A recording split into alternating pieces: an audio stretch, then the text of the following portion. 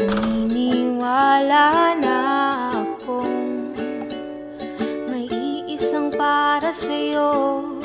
Kung wala ay bakit sa dami ng tao ikaw ang nakatagpo?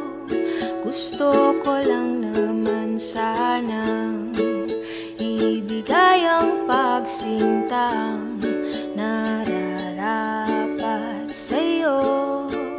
Pero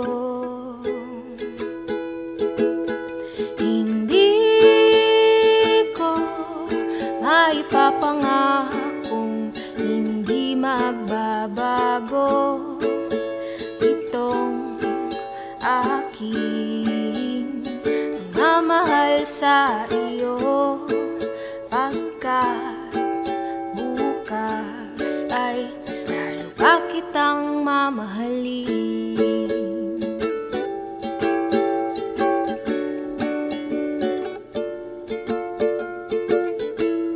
Hindi ako naniniwalang may hihigit pa sa iyo.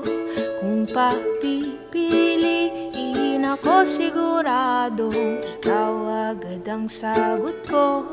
Gusto ko lang naman sanang ibigay ang